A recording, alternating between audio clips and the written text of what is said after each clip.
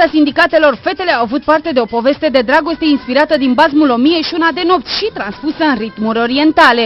Când iubirea copleșitoare vă face semn, urmați îndemnul, chiar dacă drumurile îi sunt aparent grele și prăpăstioase, și când vraja ei paradisiacă vă cuprinde cu aripile ei angelice, supuneți-vă misterul ei. Fie că au lăsat sau nu pe cineva acasă, doamnele și domnișoarele s-au simțit de minune în seara ce a trecut. Nu au mai contat nimic, au lăsat grijile cotidiene deoparte și s-au pus pe dans. Ferat o poveste orientală în locul unui bărbat dezbrăcat.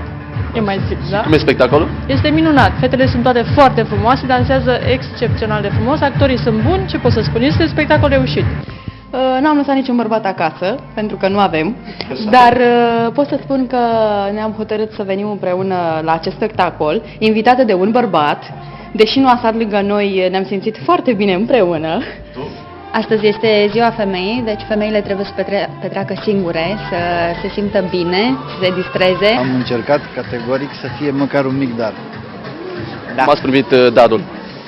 Deosebit de frumos. Într-adevăr, văzusem afișul, mi-am imaginat că va fi un spectacol frumos și ne-au impresionat și vestimentația, și coregrafia, și muzica.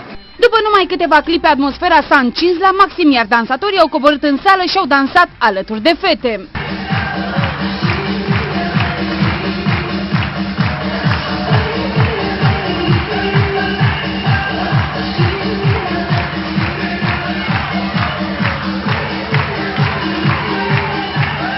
Că belly dance-ul ajută foarte mult la trezirea feminității, la exprimarea ei, la manifestarea ei.